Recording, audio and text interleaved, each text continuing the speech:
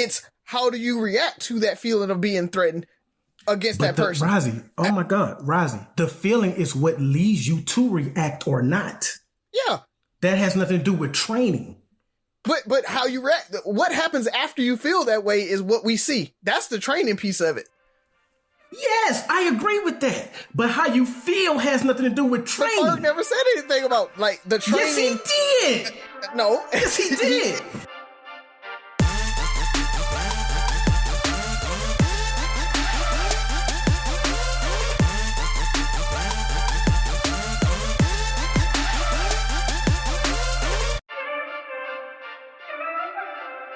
What up, what up, what up, what up? It's Three Brothers No Sense. I'm your boy Ferg, joined my co-hosts Razi and Buff.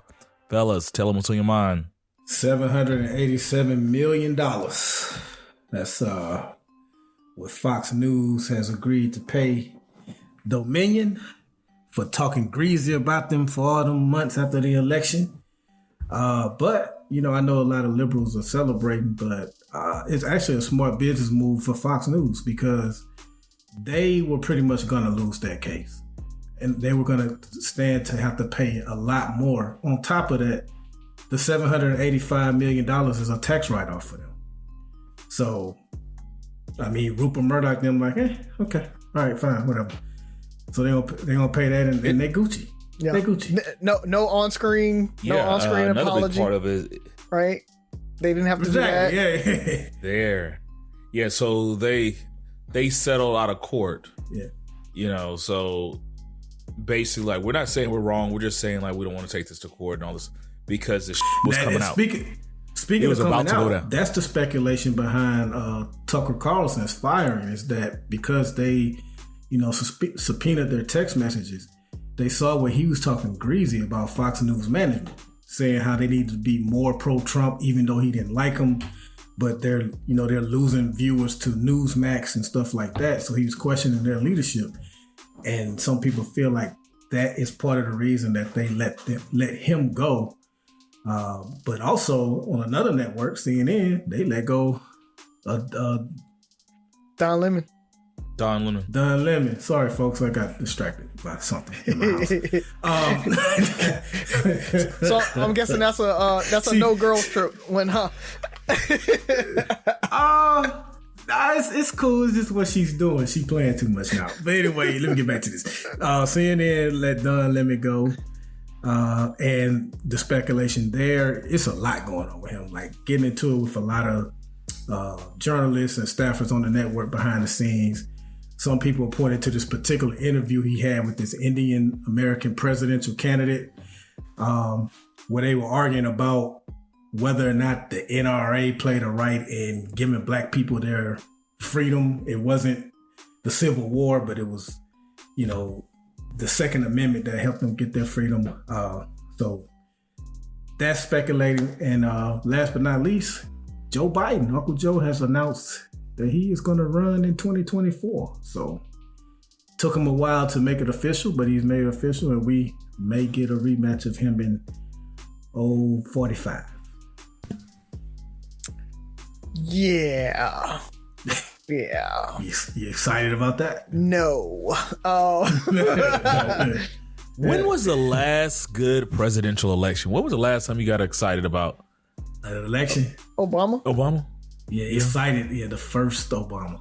Obama. I was excited. Truthfully, I was excited for Bernie. I really wanted Bernie. I know, you guys knew I was a Bernie bro.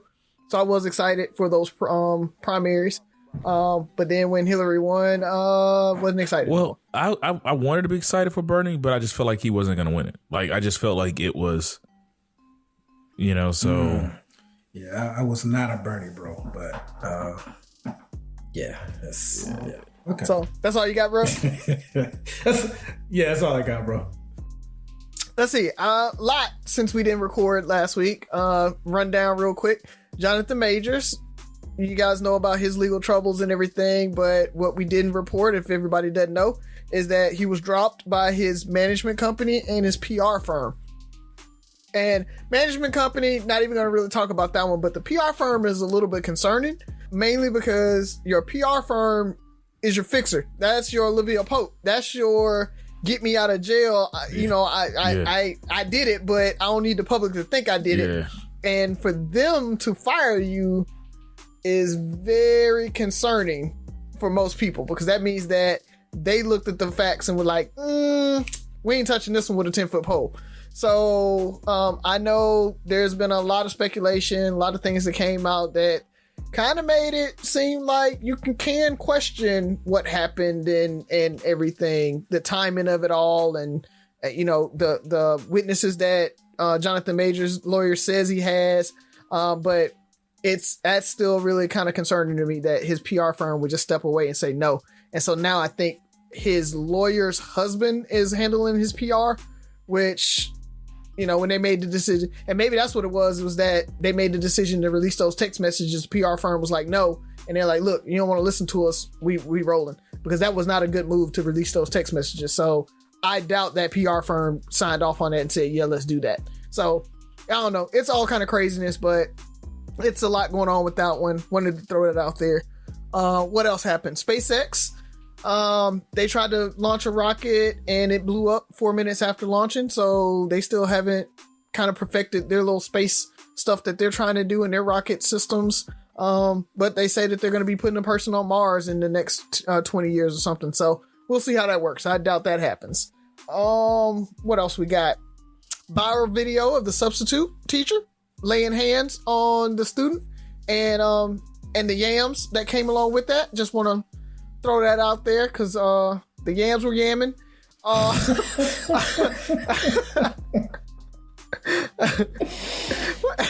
What? I'm giving a rundown. Byron, you're messing up my rundown of the news, man. No, it's true. It's accurate. People were talking about that as much as the fight. Yeah, because the fight was, it is what it is. Old girl swung on her. She whooped her. And the mom came out and was like, I don't know why y'all think I was mad at the teacher. I'm okay with the teacher whooping on her. So I think somebody said they found out that was not the mother. I'm not quite sure. Yeah, because I'm not okay. I'm in the minority from what I can see on social media. I'm not okay with what that teacher did. Oh. Well, we'll discuss that later. We'll talk about it. And what else? Finally, I wanted to talk with you guys about Super Mario Brothers because we didn't get a chance to review that. All three of us have seen it. I know there's some talk from John Leguizamo. He came out and he was like, he's not watching the movie because there's no black representation or no Latino representation in his view or whatever. But how did you guys feel about the movie? Did it have representation? Did it need representation? Anything like that? Half the characters are turtles with shells and a dragon. Are we really is this what we quarreling over right now? Yeah. When you put it that way, Buff, you got to think, you take out the Mario family, that was pretty much all the humans. Maybe they could have had somebody. Maybe they could have had somebody in the background. Be like black, and the princess could be. All right, I'm gonna throw it like this though. What color was Skeeter from Doug? Not the color on the screen. Did you associate him with a black character? He's black. He's black. Yeah. Out of the Teenage Mutant Ninja Turtles, was there a black one? Raphael, you associate Raphael? There are characters, even though they're animated, anthropomorphic, whatever, you associate them as a black character. And no, I'm not. We're not gonna do this. No, this. Listen. I don't know for certain. First off, Hollywood doesn't always get it right when they had black representation in Transformers, and that was complete garbage. Remember exactly. Jazz, yeah. And I think on part 2 as well too. He did a little hip hop spin move, and it was lame as hell. Yeah, he shucked and jived. He literally shucked and jived. Yeah, I am for representation. I get his overall point, but in this movie, it's come on, man. Hell, King Cooper was kind of black. He was singing and shit. But he came off as white. And I don't know about y'all, but I always looked at Donkey Kong as a black character. For me, Donkey Kong was black. But maybe it's because he was a monkey. They we're not going to make him the black character. That wouldn't have been good. Wow. You said that. I was like, he's not going to say that. And he said I just said, I mean, maybe that's what they were thinking in saying, no, we're not going to do that. But I always picture Donkey Kong as a black character. I don't know why. So, but get it. I get it. I get what he's saying. But yeah, I never think about my video games. We do associate a black character usually. And you know, we just assign that race to characters. Especially back in our day as we were growing up, because you didn't have a lot of them, and so usually you had to assign just for recognition. That's a black character. I know I did it. Panthro was black. Yeah, I didn't. It didn't go. Yeah, like when I go back and look at it, like, oh yeah, Panthro was black. But when I was watching the movie, I mean, the TV show was like, thank God for Panthro, I can relate to him. Thank God for Raphael, like, and Skeeter. Like, I was just like watching the show and then enjoying it. And then certain people might have been a little cooler than others, but it was just never. All the cool characters seemed to be, we associated with being black. But it was never top of mind. But that's all I had, man. I just wanted to hear your thoughts on that. I want to sneak a question in on the opening. So. Yes, you pulled one of my moves.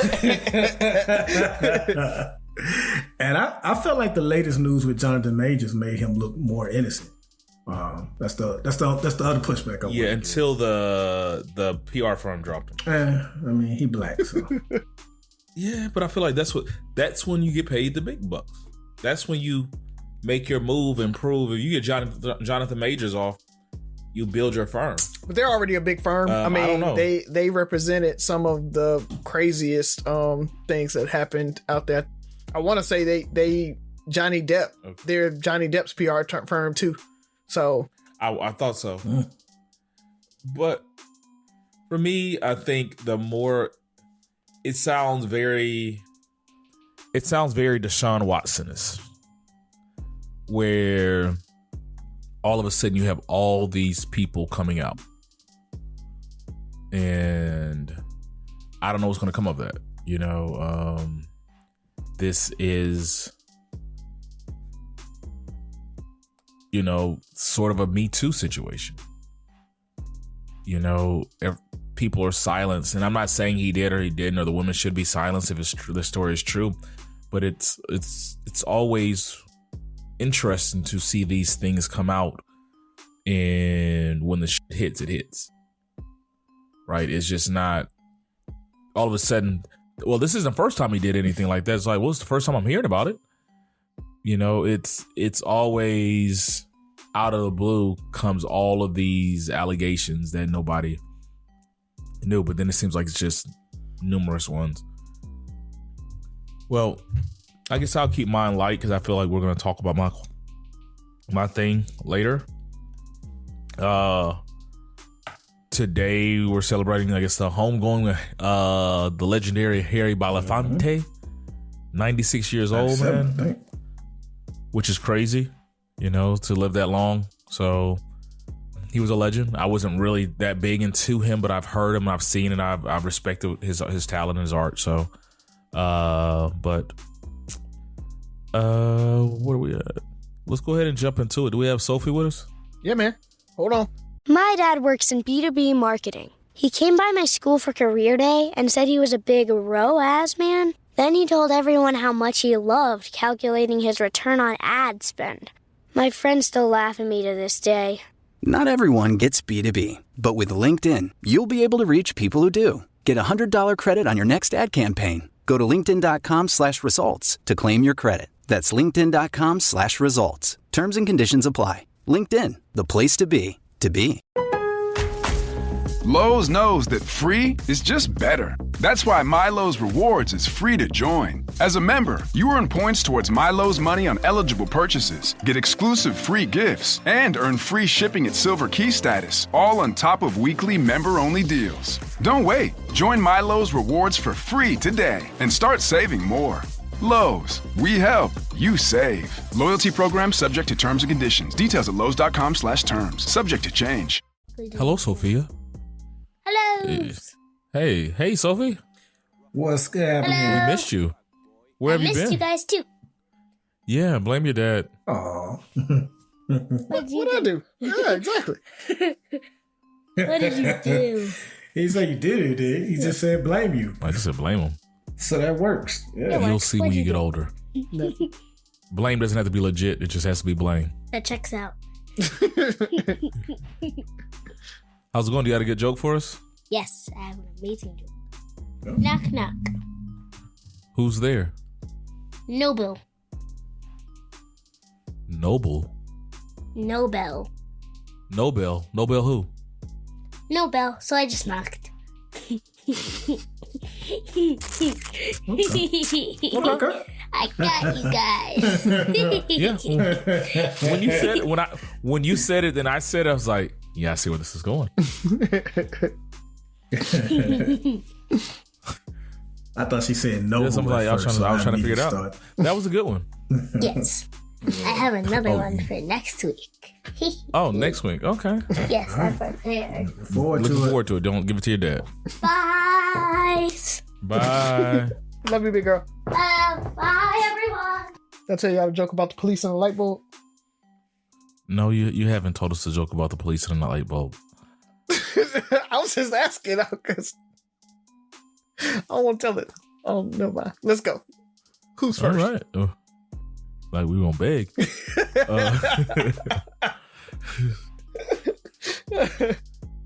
I'm fine. I don't want you. Good? Yeah, I'm good. You good? Yeah. What's wrong? Nothing. All right. That's it. I played that game before. Who wants to go first? I can. Since I brought up the viral video, because I did. That was one of my questions I wanted to talk through. And I'm glad you brought it up, Byron, that you had a different opinion than most. So I did want to see whose side you took in that situation, because the internet has blown up and they had it on both sides. I've seen people take the teacher's side. I've seen people take the child's side. So kind of your thoughts. Well, I'm not taking anybody's side because the student should have had her ass in her seat. With that said, if you watch the video, and let me go ahead and start off. She was wrong. She should have been in her seat. But if you watch the video, she's reaching for her phone. Now the teacher is doing what I like to call cop lie, and what I mean by cop lie is when they beating the shit out of a suspect, they say as loud as they can, stop resisting. So anybody that's listening can say, well, he was resisting. That's why he had to beat his ass. She says, don't touch me. The student is not touching her. She's trying to get her phone back. Okay. And so the teacher shoves her. That is physical contact that you should not be doing on a minor unless you are protecting yourself. And again, before I continue with my point, because people automatically think, well, you don't think teachers should be able to defend themselves? Hell yeah, knock a student out if they try to mess with you. But her reaching for a phone is not you defending yourself. That's you sitting on ready. You ready for something to pop off.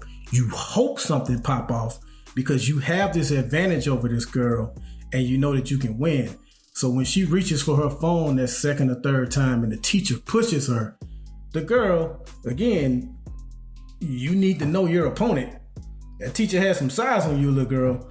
I don't know what made you think you could swing on her, but you did. But the teacher made the first physical contact, and that's what I have a problem with. The girl swung on and the teacher blocked that jump perfectly. I ain't gonna lie. Nope. It was like a movie fight scene, like pow. He's like boo.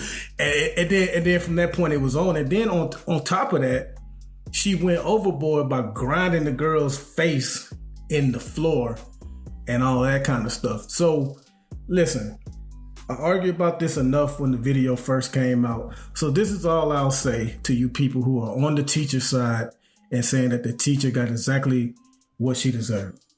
Every family member that you have in the educational system, encourage them to handle a situation like that, and see how long they stay employed and be willing to pay their bills when they're probably more than likely fired.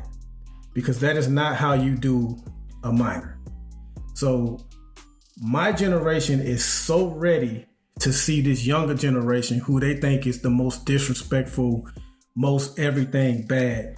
they're so ready to see them get their whipped that they will cheer on something that really isn't correct behavior by an adult in this situation. But because we have so much disdain for the younger generation, and like all generations that always think the younger generation is much worse than the last, think that they got something that they deserve.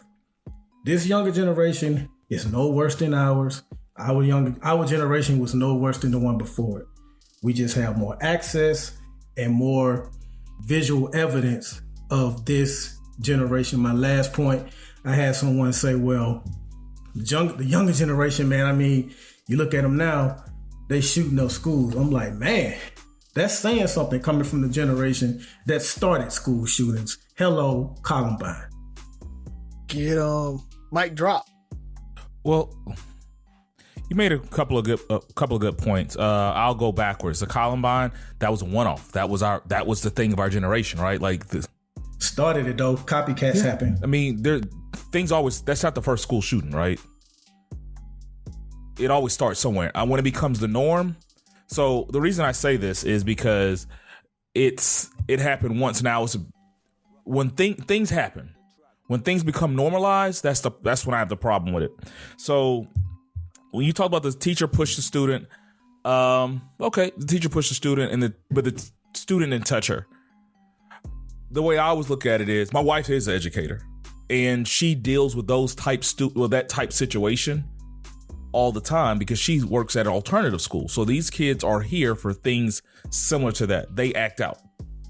And she's fearful a lot because she just never knows how this is going to go down when a student is too zoned out on drugs, because a lot of these kids they're on it. And so it's our generation. Yeah. We can keep playing that game. That's fine. It's not a game, it's facts. There is a drug epidemic in the school system that they have not seen before. Especially the type drugs they're using. So, because I talk to parents and educators about this because I mentor, and that's a big topic, is because of the type drugs they're using, especially with the Xanax and all these other things, and it's a lot of us people are doing. You think that's worse than cocaine and crack? I ain't really know that many crackheads at school. So what do you think the movie Lean on Me was based on?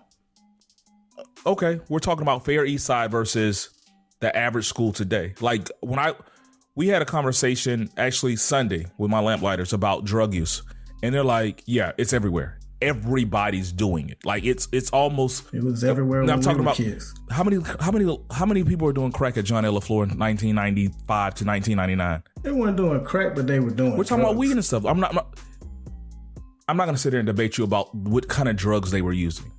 What I'm saying is there's different reactions to drugs. Drugs have different reactions and different causes and stuff like that. But what I was saying was, with the teacher, the kid was in her space. Like she was literally backed into a corner. Like the teacher kept retreating, bruh. She kept going backwards. She did keep going backwards. She didn't retreat. She stood at her desk the whole time. She was backing. Okay. All right. There was nowhere for her to go. There was a wall behind her. There was a chalkboard next to her. She was trying to call up to the office or whatever. Like there was nowhere for her to go. And then the desk was in front of her, and the girl was coming around the desk. There was nowhere for her to go. So to get away anymore. My biggest thing about it is when you were saying like, well, teachers shouldn't do this.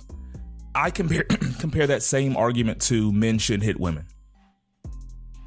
You said know your opponent, know the situation. That's just like if a man hits a woman, like, well, he's bigger than her, he should never put his hands on her. This girl, when she was an initiator as well. So once again, like we said it a couple of weeks ago, there's a difference in being a victim and being a participant. Well, by your scenario, a woman reaching for her phone that grazes a man is okay to hit. Well, if she swings on him, which she did. She didn't swing on him. And he ducks it after she got pushed. After she got pushed. If she got pushed, go on about your business, call the cops. Somebody has to be an adult about it. So if a woman is reaching for a phone in your scenario, a man can shove her. If he shoves her and he goes, if the teacher would have shoved her, the girl would have Yes. stopped and called the police, the teacher would have went to jail.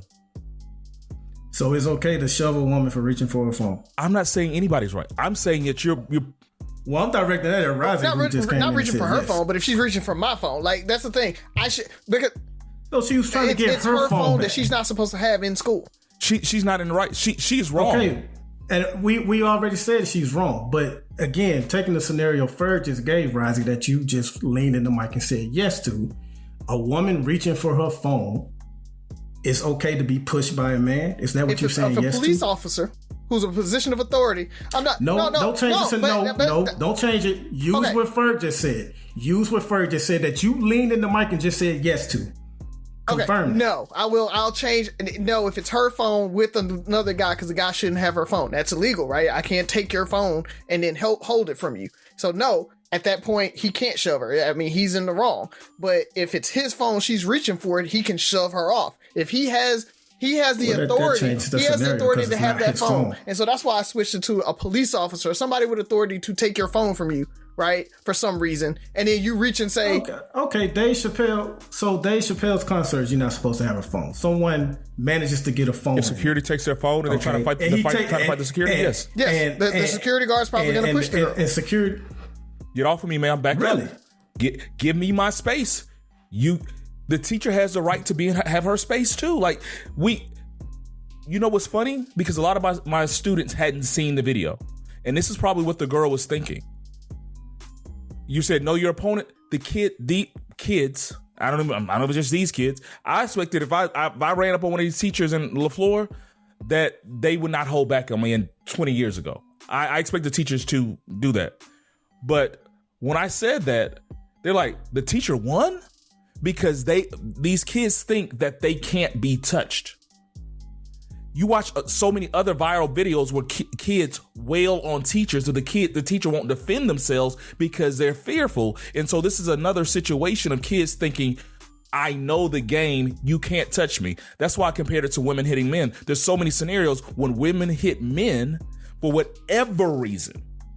Get out of my space. Well, I'm telling you to back the fuck up. We can talk about this, but get out of my space. I feel threatened. You swung at me. I'm not saying that I'm going to get knocked out, but now we're in an altercation. And so these kids, like, it was hilarious to see their reaction to the one, especially ones I hadn't seen. It's like, so the student lost? The teacher won? It's like, yeah. It's like, teachers can hit students? I'm like, that's your problem. You think that you're above the law. I'll say this. Your wife is fairly small. And the use of force law, size matters when it comes to combat. So if your wife is teaching first graders that are half her size and she does that, no. But if she's teaching high school students like this woman was, she has a point. This lady is twice that girl's size. But that's the same scenario with men and women. Listen, I got it. No, it's not. If Tab Your scenario is hits bad, you, by the way. you can't defend yourself because you're buff. If I shove the shit out of Tab and she hits me, then she moved the girl out of her way. No, she pushed her, bro. She pushed her. Okay. Yeah. So, but again, if you have family education, encourage them to have a relationship and be willing to pay for their livelihoods. Herself at all costs. And she was not protecting herself. She was waiting on the smoke. What I'll say, she wanted something to pop off. You guys know I'm always the median on most things, and then I go left on crazy stuff. But in this situation, I'm kind of in the middle of both of y'all. And so that's why I've kind of been defending Ferg, and now I'm kind of gonna defend you a little bit, Buff. Is that my take on it is she did have a right to defend herself, to push that girl off. I 100% think she should have been able to push her off move her out of the way. When she's trying to hold this phone, call up to the office, she's telling her to go sit down. The girl continues to get in her personal space and try to reach for that phone. I'm totally fine with her pushing her off. She didn't push her off. She actually pushed her hand off. And so she never actually pushed her body. But anyway, she pushed her hand off and then the girl swung on her. My problem with the situation is that she took it too far. in the military, we talk about, equal and a reaction, you give just enough effort or just enough force to subdue the opponent, that type of thing. She went above and beyond. She started wailing on that girl. Like you talk about smashing her face into the ground. Like she fought her is the issue. If she had just even pushed her down and just held her down and was like, go get somebody. At that point, I think she would have been fine. Even as a teacher, like Buff, you say, if a teacher reacts like she reacted, they're probably going to get fired. Yeah, I can agree to that. And that's the thing. It's like she went too far with her reaction. Again, she's a substitute. She's not a trained teacher. That's the other part about it. I get it. But, ultimately, to be in that situation, she went too far with it. She definitely shouldn't have been wailing on that little girl like that. She needs to be able to control herself if she wants to be in that situation as a substitute around kids. She needs to be able to control herself better. So I definitely agree with you there, Byron. But it's how it started and how it ended are two different things. I think there's some middle ground there that should be looked at. Yeah, and she did more than push her arm. She pushed her twice. Actually. I'm gonna have to go back and look at the video twice because she kept approaching her. The girl kept getting going at her, and she's like, "Bitch, move! Like, get out the way!" Like, when people are wrong, we just have to admit sometimes they're wrong. The teacher, when Razi, like when I'm trying to get you to do. Like the teacher took it too far when she was beating the girl up. She kicked her butt. Like I told her, she kicked her butt. But leading up into that, once you hit me, like now I have to okay, I do have 48 pounds, 50, 60 pounds on her. Now I have to think about that. She's in a zone. In her mind's like, I can't believe maybe she's like, I've been doing this for years. I've never had to fight a student. I can't believe I'm fighting this student. Like, controlled anger. We're talking about military. We're talking about police. We're talking about people who are trained to do these things and handle combat situations. And a lot of DV situations where people they snap. I can't believe she hit me. Without the one, not two pushes. Without those two pushes, I'm with the teacher. I'm with her. But you can't initiate that contact. You just can't. A student should never be that close. I hope a student never gets that close. We could talk about a whole host of things students shouldn't do. That doesn't give you a right to hit. Not hit her. How do you handle that situation, Byron? If somebody's reaching in like that and you're holding the phone away from them because you legitimately took the phone because they're not supposed to have it, they weren't supposed to have it out. You told them, to take it away or whatever. Listen, the way the girl was acting, I'm pretty sure it would have eventually came to that anyway. Like the girl probably would have been dumb enough to hit her had she not been able to get to the phone enough anyway, without the pushing. And see, without the pushing, then the teacher to me is completely in the right. But when you initiate that physical contact on a minor, okay, you're setting yourself up to be f***ed up over what? Keeping a cell phone away from a student? Like, this is the hill y'all want to die on? If it's not this, it'll be something else. It's my things like, we well, always making something else. Let it be something else that's worth it. Let it be something else that's worth it. So the girls were expelled from school over a cell phone. Like, it's still like, this is the hill you want to die on? Like, it's still like, if she's expelled, then who's in the wrong? Like, the teacher's still Gucci. No, the teacher's she's probably gonna get expelled. The teacher probably gonna get fired. Like, I admit both of them are f***ed up. What I'm saying is... Well, I mean, that's what I'm saying. I'm saying without the teacher initiating the contact and never gives the girl a phone back, and if the girl makes first contact, then, hey, that's when you have a right to defend yourself comes into play. When you get so close to me and I feel threatened that you might swing on me like this girl eventually did, like, you're making motion like, this bitch gonna swing on me. This little girl about to swing. Like get away from me. Like, I ain't playing with you. Since we're using scenarios during protests when black people come up in police officers' faces, you telling me now it's okay for police officers to swing on them? Because the police officers trained to handle that situation. That is the thing. They are. That has nothing to do with it. You use. That is the thing. Hear me out. Hear me out. What are you talking use. About? I said, hear me out. You use fear for your life. I mean, fear for your safety. That's what it ain't got nothing to do with training. Training has nothing to do with fearing for your well-being. So you're telling me someone getting close to you automatically translates to fearing for your well-being. Someone that's half her size and age, by the way. But you're now telling me that it's okay for police officers to take their stick and start wailing on people That's during exactly protest. what I'm not saying. You're putting those words in my mouth. What I'm saying is if you're paid and trained to... That's not what I said. What I said is you take a civilian and you put them in a situation where eventually this is the type of girl that swings on people because that's what she did. She proved her right. She swings on teachers. So I'm trying to get you off of me because I'm not trained at hand to hand. I'm saying, hey, little girl, back the hell up. We can talk about the cell phone. Like, give me my space. I don't feel comfortable. Back up, back up. If the police are out there and they're part of riot control and they're literally there with riot gear and this is what they're paid to do. They do simulations for this.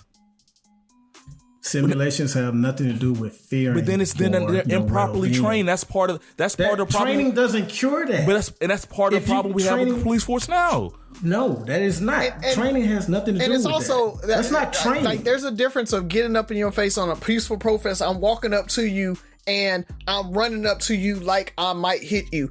That cop is probably going to push you off at that point. Or because I'm reaching for something that the cop has. Give me your baton. Give me your gun. Because they're trained to know the difference. You're trained to... You're changing the principles in that scenario. You're trained to recognize you're making the police officer the aggressor. The teacher is the aggressor. No, I'm talking about the person. The person running up to the cop. If they're running up to the cop versus walking up, we shall overcome. You get up close. Okay, that's very different. The girl walked up to the teacher and started reaching past her. And she didn't just walk up. She was yelling like, "Give me my phone!" She said, "Give me my phone." Innocent girl Byron is talking about here because this girl who said innocent. I didn't say. I started off by saying she was wrong. I literally started off that way. But you're making it seem like it was a peaceful protest to try to get her phone. This girl back walks up to the teacher. No, I was using Ferg's words when he said, "When you're in my personal space, I feel a certain way." As a civilian? So I have seen protests where people are in police officers' face and we expect them just to stand there and take it. Yes. So which one is it? Is what I was asking. That's why I went to that. Because as a civilian, that is not my job. And he somehow thinks as a trained professional that gets paid to do this, is training. That has nothing to do with training. It does. That is feeling. Then why the f do you have riot training? Why have any of this training? It's like, well, it's going to go out the window anyway. Training is how to deal with situations. That is the situation. Feelings. You're talking about feelings, bro. No. Once you literally used the word feel. You said if someone's in my face and I feel, that's what you said. Feel threatened. Yes. Feel threatened. That's not training. That's not training. How so? Because do you not know the use of force laws? Do you not know Tennessee versus Garner? Tell me how the teacher was trained to do any of this. It's individually different. If a small female police officer is arguing with a 6'7" man, she has every right to use force versus a man in her same position at that same size. That has nothing to do with training. That's how those two individuals feel. The female or the smaller person is going to feel more threatened. She's going to feel that way versus the man that's much bigger than her in that same situation is not going to feel. So the small female officer. She trains for that situation that, I feel threatened, but I know that I can take him down. I know what kind of force to use. She knows to grab her taser versus her gun. She knows those things because she's trained. And that's what he's talking about with the training piece of it. Is she's trained on how to deal with those feelings and those emotions and how to react to them. But the training has nothing to do with whether or not you will react or not. And that is a feeling. And that is the problem we have with police brutality right now. She's trained with how to do it, but she's not. Training has nothing to do on whether or not she will. And that's the problem we have today with police brutality because all of a sudden they throw that. No, it's not. That's my problem. That is my things because you use this as a scapegoat here. The same thing you're saying. Well, now the police officers feel threatened. It's like, well, you were trained to do this. You need to de-escalate better. This substitute teacher is not trained to do that. Maybe it's on the school system to train them to de-escalate better. I don't know, but it's what, Byron? What? No, I'm exhausted. It's good. I love when we get in these conversations. I knew this was coming. My bad. I ain't mean to go here. Again, I just want to start with my first thing though. Again, if y'all feel this strongly, encourage everybody in your family to handle it this way, and we all good. I will. If you're not gonna do that, then I'm telling you, most of the stuff you're saying, hear me out. Wash. I'm putting my wife in self-defense class in case she ever has to protect herself in a situation like that. That and wasn't that teacher protecting herself. Okay, you're not initiating contact on somebody that you're. Come on, man. That wasn't protecting herself. That's you keep making this girl like she walked. Excuse me, ma'am. Can I have my phone? She's getting. You know what? You're right. It is what it is. Next question. These boys say you can hit somebody for trying to get your phone. That's not what I said. A minor. That's not what I said. Who got next? I can tell you right now. Words in our mouth. If words in our mouth. If I'm taking some or one of my mentees run up to me and was like that exact situation, I probably would push them as well. I'd push them off as well. Like you had like these kids don't know, like they're minors. They don't know that this big teacher can knock them out. They don't know that they shouldn't put their hands on people. They shouldn't run up on teachers. Minor, that doesn't mean anything. That's just like women making this excuse. Listening, let me that's just talk to the the same audience. excuse women make when the man shouldn't put their hands on them. Teachers protecting themselves. Don't hesitate. If a student decides to hit you, push you, I am for you protecting yourself. My advice, what these two brothers won't tell you, is not to make first contact with a minor. That's it. Better yet, this is my last statement on it. See how there's this gray area that we can't agree on? That teacher has that same gray area where she felt like she was protecting herself. She was getting this kid out of her space. So there's no book that says if she moves with her left arm, then you can do this. She moves with her right arm, it's like, hey, they're in your area, protect yourself. So get off of me. This is the situation that's playing in her head. How do I handle this? I'm not going to hit her. I'm going to distance her from me. Like if a woman attack, you can hold a woman. You can distance. You have the right to protect yourself. You have the right to get them off. Holding is different from pushing. Twice. Yeah. Holding is different from pushing. It's another move to disengage and try to avoid a physical confrontation. That is my story. So if a woman did that to me and I'm like, I pushed her off of me, officer, because I was trying to avoid the confrontation, that is my way of handling it. I'm a civilian. I'm not trained to look at it this way. All I wanted to do was try to disengage and I was backed up and I had nowhere to go. So I pushed her off of me to get my space. He also thinks training has something to do with feeling. Yeah, I do think training has something to do with being able to de-escalate a situation. Yes, that's two different things. You're saying two different things. That's exactly what I'm going to talk about the same time. The ability to de-escalate is physical ability. Feeling that you need to do something is how you feel. Training to de-escalate. It has nothing to do with training. And then you react based off of... Okay. Because what are the ways to de-escalate something? What are the ways? I'd say that was my last statement. Pepper spray, push, knock him down. That's training. Should I do something? This man is yelling at me right now. I feel threatened. Same scenario. This man is yelling at me. I don't feel threatened. That's not training. That's how you feel. And you train in those scenarios so that you know how to react to those scenarios and those feelings. Yeah. The reaction, the actual actions is the training. Whether or not you should do something is how you feel. That's what he's talking about, though. He's talking about the training is you can feel threatened all you want. It's how do you react to that feeling of being threatened against that person. Razi, oh my God, Razi, the feeling is what leads you to react or not. Yeah. That has nothing to do with training. But how you react, what happens after you feel that way is what we see. That's the training piece of it.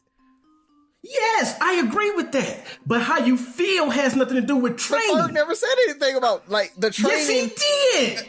No. Yes, he did. You kept saying it. He kept saying how you react to that. How the outcome of it. He started the scenario off with if someone's in my face and I feel. He said those words, and I feel, then my training teaches me how to react. I agree. Training teaches you how to react. Whether or not to react has nothing to do with training. That's how you feel. Huh? I'm lost at that one. But okay. That's cool. Who got next question? Let Ferg go. That went way left from what I didn't think I was gonna go there. Well, was that? Did you even get your question out? Yeah, that was the question. I mean, just how we felt about it. So, building a portfolio with Fidelity Basket Portfolios is kind of like making a sandwich. It's as simple as picking your stocks and ETFs, sort of like your meats and other toppings, and managing it as one big, juicy investment. Now that's pretty good. Learn more at fidelity.com/baskets. Investing involves risk, including risk of loss. Fidelity Brokerage Services, LLC. Member NYSE SIPC.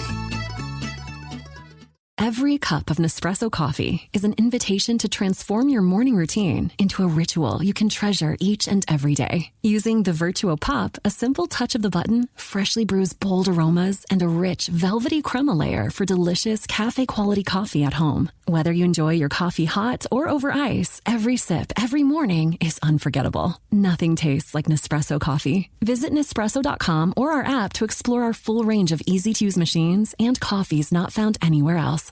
All right. So, I don't even know if you guys even agree with the question, but it seems like, so we know other people believe in negative stereotypes of black people, but sometimes it seems like just as many black people believe in those same negative stereotypes. So do you agree with that? And my question is why? Like, why do we also buy into some of the same whether it be like black people are lazy? I know we've had the conversation about not naming your kids black names. So when they submit it on a resume, they have a better chance of getting hired. Like even that plays into, the stereotype of, well, if I name her Shaniqua, that means ghetto. Like, why are we also helping with that stereotype? If you think we do. I don't think we help with it. I do think we perpetuate it, right? And that's a little different. Where I think like the ghetto names, probably an easy example, right? I don't know if we feel like the names are ghetto. What ends up happening is people that want to be able to move in white spaces and have that feel that they need to be in those spaces won't name their child that because they know that the outcomes of that, right? They know that it's going to make it harder for their kid. So you have to make that conscious decision. Do you want to deal with that or not for those names? And so it ends up perpetuating that ghetto stereotype because the people that don't really care whether they are going to move in those white spaces will name those kids that. So it ends up being that those names are more predominant in those black areas or whatever, ghettos, whatever you want to call it, because those are the people that don't care if they need to move in those white spaces versus the people, let's call it what it is, your middle class black people, whatever, that feel like they have to be able to code switch and move in those areas and in those environments. So they don't name their child that. So it ends up perpetuating it even more where now it is a ghetto name because the people that are in lower income areas and predominantly black areas or whatever ends up with those names. And then the people that aren't, because I'm moving in a white space, I'm not naming my kid that. Same way I didn't name my kid Razi. That's not a ghetto name, but at the same time, it was like, I know it's harder for that child. I would know it was harder for me to get jobs, to get callbacks because they couldn't pronounce my name. So I didn't name Oliver Orazio. Like, that's pretty much the reason why he's not a third. So I knew that I wanted to set my child up to be able to move easier in life based on that. And so that, I think that's what ends up happening with a lot of our stereotypes, where we just kind of buy into them. And even if we don't agree with them, we try to avoid them, right? Like we talked about the whole, sometimes I won't order watermelon or I won't eat chicken around folks because, that's what they think black people like, or, all of that. I'm always trying to be super early because I don't want to do that. We talked about tipping, right? The stereotype is black people don't tip. So I feel like I got to tip because of that, like I fight against them because I'm aware of them. But I don't think people, like, I think we jokingly talk about it, right? Oh, black people always late or whatever. You on CP time with each other. to kind of lessen the sting, right? It's why strippers call each other hoes and stuff. It's why that's how we ended up calling each other niggas. Like, that's really what it was. It becomes a way to lessen the sting of it when we joke with each other about it, but then it ends up, now everybody just kind of still knows that that's kind of what the stereotype is. If you look at how we protest, like we've talked about January 6th a lot here, and we all used the scenario where if those were black people, but we use that scenario on like how, you know, police would have handled them if they were all black. But also look at it as if January 6th was all black people, I just feel like that would still be used against all black people probably to the end of time. Like, look how they act when Obama doesn't get elected. Like, look how they act. But with the January 6th that did happen, it's not on all white people. At the very most, it's on look how those Trump voters acted. But it's not like look at how all those white people act. It's like even they get separated from a group. We never get that kind of benefit of the doubt. Like, look at those black people. It's like, yeah, that's how they act. Yeah, in the diversity and equity inclusion space, we call that confirmation bias. And so that's really what it ends up being, is that you have your stereotype in the back of your head, and when somebody does something that supports it, you say, see, it's just like that. And when people does something opposite, you're like, oh, they're the exception. And so it's that confirmation bias, right? And so we always talk about the assumption of or presumption of guilt for black people and the presumption of innocence for white people, right? The people that participated in January 6th were the exception, because white people don't do that, right? They only riot when their sports team wins. That's the only time they go and riot. Any other time, it's, you know, they don't do that. Whereas us, we don't riot when our sports team wins, but we riot when, I don't know, police kill our people or something like that. But for some reason, we're the bad people when we go riot based on that. So it's just that. It's that confirmation bias of, oh, I have a stereotype in the back of my head already, and you supported it. Well, there's a couple of things. I'm a firm believer most stereotypes don't come just out of the blue. There's a lot of truth behind stereotypes. Let's call it what it is. Sometimes those truths aren't as glamorous or positive as we would like them to be. Even going back to the names, I think you handled it perfectly, Razi. Like, more people who have, you said don't care. I'm not saying they don't care. Who have the ability or the station where they find themselves moving in a more diverse network, meaning being around more white people and doing that stuff. Those things have more importance. You prioritize those things more, right? People who probably don't have access or do not have those same things to think about, there's no reason for them to ever think about why their child's name would matter, why it would potentially, even though it may sound cool, why it may potentially make life harder for them. You know, random apostrophes, you know, putting a Q where a K is, missing letters. Like, it sounds cool. It's, you know, it sounds unique and stuff like that. But in the long run, and maybe certain people have been taught that, you know, I look at the trade-off.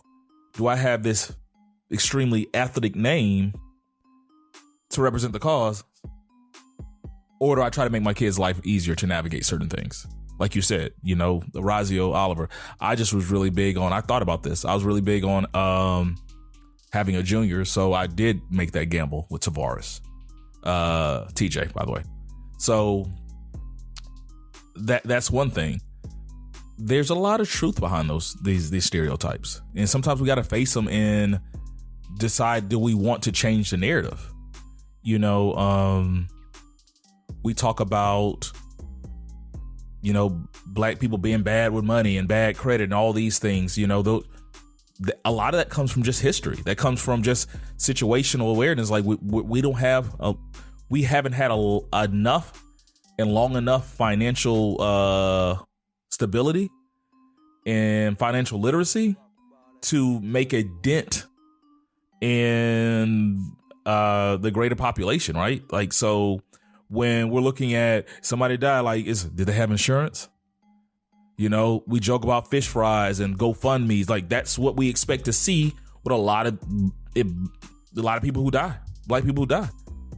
You know, that's a stereotype. Black people don't get life insurance. Are we taught about that, or is the vast majority taught that, or has that been normalized to have life insurance? You know, there's a cool stereotypes. We can all dance and all that stuff. That sounds great. To me, I think all the cool stereotypes on black people is all about entertainment. It's all about entertainment, which I mean like sports, all that stuff, but nothing that really progresses the culture. Unfortunately, I can't think of one positive black stereotype that progresses the culture that doesn't revolve around entertainment. Yeah. Like, I do want to push back on that thought of there's some like truth behind these stereotypes. Most times there's not. Most times, I mean, black people being bad with money is actually not true. Black people probably can stretch $1 more than most because they are been historically poor.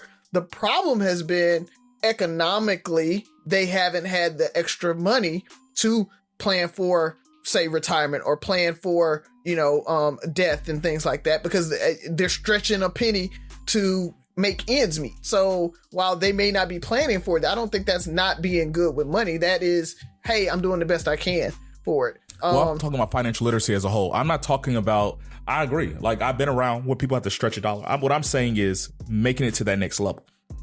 But building generational wealth as a norm. Yeah, doing things but like again, making sure everybody there's trailer parks that are exactly in that boat, and nobody says white people aren't bad with money because of that. Like, we have not only that, I think a lot of our generational wealth has, like, it's been cut off. Like, if you look at all the way back to Tulsa, Rosewood, like, anytime we had thriving communities, like we talked about riots, they come burn it down and cut us off. That's why I said the history. That's why I said the history behind it. Yeah. Okay. So what I'm saying is, it hasn't been steady.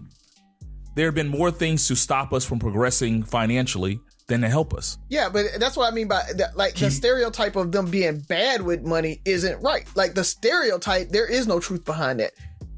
Are more black people poor, and poor people don't make good financial decisions or yes, but that's not a stereotype. That the stereotype of being bad with money and black people being the only people that are bad with money is not true, and it's false. And so that's what I mean. No stereotype is no. I'm not saying stereotypes are true. I'm saying there's truth behind. Like, it's because you find yourself that more black people are poor, are probably more economically struggling. The things that go along with those things that people who are struggling economically fall prey to black people. Like, we don't have the extra money to buy certain things. We don't have the financial. I mean the wealth. Yeah, our parents weren't able to teach us about it because they didn't have it. Yeah, education. Like, all those things. Like, we're trying to break those quote unquote generational curses, whatever, because history has set us back. And so when you look at, the financial aspect of it, when you look at the names and how we have to move around, like, there's some truth to it. Like, there are these ethnic names that black people have created. Everybody has their own name, but, like, you have, and the thing about it is we've changed it and we put so much emphasis on it, where you have other cultures who will keep their names. Right, they will be Mohammed. They will keep their names and have you work around it. But you start to see that shift too, because now they whitewash their names as well. Being in the medical field, I meet people all the time, and it's like, yeah, call me Mo, and it's like, you look at it as Mohammed, or as Al, and as like, they have all these long names, like people can't pronounce it. Call me Tina, and it's really trends, like, it's 18 syllables long. Byron, I think, I don't, sometimes I think with the stereotypes, like I said, there's some truth to them. I mean, yes, I don't know. Black people do love watermelon and chicken. I'll give you that one. So I'm with Razi with the pushback that he gave you, but I disagree with him. I do think I don't know, man. I feel like a lot of us do, maybe without thinking about it, kind of buy into it a little bit. Like I know black people that are in the position of hiring people, and they look at these names sometimes, and even they'll say, that ghetto ass motherfucker. Yeah, you know, like I think we do it as well sometimes, man. But because think about it.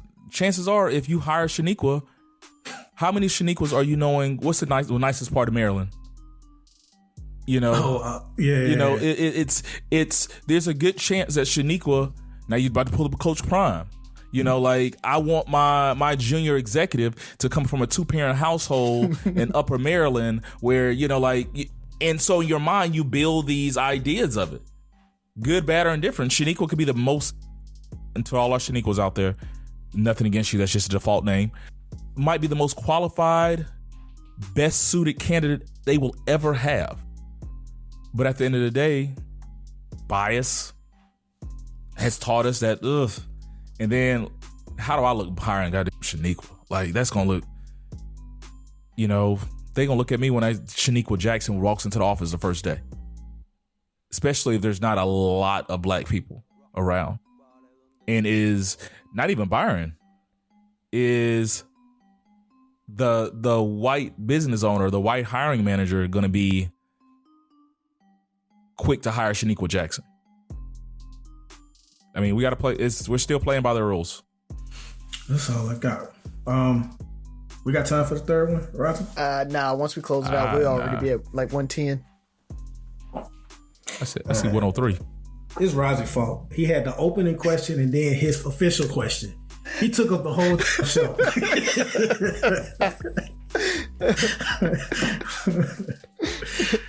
Oh, man. So we got 3 questions. I just got 2 of them. Once again, like I said, Sophie, blame daddy. All right, let's go ahead and close it on out then. So good, so good, so good. Get ready, because it's time to save at your Nordstrom Rack store. Now through February 23rd, take an extra 40% off red tag clearance boots, jackets, and sweaters. We're talking the best cold weather styles from Vince, Cole Haan, Sam Edelman, and more. All on sale for even less. All sales final. You never know what you'll find, but you know it's gonna be so good. Great brands, great prices. That's why you rack. You know what's smart? Enjoying a fresh gourmet meal at home that you didn't have to cook. Meet Factor, your loophole in the laws of mealtime. Chef-crafted meals delivered with a tap, ready in just 2 minutes. You know what's even smarter? Treating yourself without cheating your goals. Factor is dietitian approved, chef prepared, and you plated. Pretty smart, huh? Refresh your routine and eat smart with Factor. Learn more at factormeals.com. Well, Inspire You on air. I know you guys haven't been with us that long. I think maybe a little over a year now, has it been, Razi? Mm-hmm. But I don't think we've argued like that since the Looting is Bad episode. And it's always good to get the yelling juices flowing, man. So we still brothers in this, and those are always my favorite episodes when we disagree. So we hope you were able to follow the arguments and enjoyed it. And hopefully you're yelling at me or you're yelling at Ferg.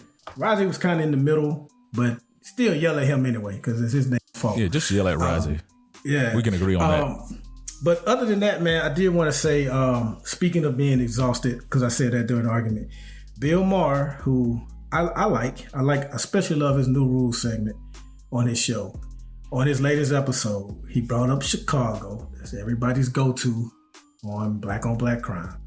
But he brought that up and he posed the question, why aren't black people saying anything about black on black crime? For the last time. And black people do talk about, and first off, we don't really call it black on black crime, but we do call it crime. We talk about it. There are groups in all of these cities that every single day, boots on the ground, are fighting to make a difference. You've heard Ferg talk about his lamp lighters, like even things like that. He's not necessarily like snatching up gangbangers and trying to change them, but he's trying to mold these young men into being productive citizens going forward. Like, there are so many groups out there that are doing whatever they can to keep these young people from killing one another on these streets of DC, Chicago, Baltimore, LA, and wherever else you want to think of. So whenever you say that, it negates the hard work that those people are putting in, and we need to stop saying that shit. Other than that, man, the last two things I got is one, Snowfall concluded its series. We talked about Jonathan Majors earlier. Oh, my bad, Ferg. I'm not gonna give away no spoilers. No spoilers, dog. I'm not gonna give away no spoilers. But we was talking about Jonathan Majors earlier. His name, Damson Idris' name, has been rumored to replace him if Marvel decides to replace Jonathan Majors. The only thing I'll tell you about that Snowfall finale, Ferg, Damson Idris acted his ass off in that final episode. I can't wait till you check it out. And last but not least, fellas, don't get caught slipping. Mother's Day will be here before you know it. So don't be that guy in the gas station checkout line trying to get roses that Saturday night before. Go ahead and plan. Get your brunch reservations, dinner reservations, or whatever it is you plan on doing. Get on top of it. And we got y'all back come Father's Day too, because we definitely gonna remind the ladies, because we deserve our day as well. But their day is coming up. Don't get caught slipping. Get out there and make your plans ASAP. Yeah. And I'll say that Snowfall finale definitely is up there as like one of the best finales to wrap up a series ever. And it is what I wanted Game of Thrones season 8 to be. Like, you saw his downward spiral. You saw it coming. It wasn't like oh my God, where did that come from? From like, Game of Thrones. And so it's don't give away too much. I'm trying not to, but it is chef's kiss. Yeah, just stop. There's an option. Great series, great finales, final season, the end. Yeah, because in episode 3, he can't help it. He just can't help it. What? You didn't do it because we stopped you. I didn't. That was it. Oh, I was ending it with that is chef's kiss. It is up there. We talk about how series are end badly so often, so I wanted to get them the flowers on actually wrapping it up well. Yeah. The other thing is talking about shows. I hope I said his name right too. Yeah. I think that's it. Damson Idris. Yeah. And the only thing I had is a show as well, Netflix. There's a show on now called How to Get Rich. You guys know I'm all about financial planning and everything. It's a good series. I think it's like an 8-episode.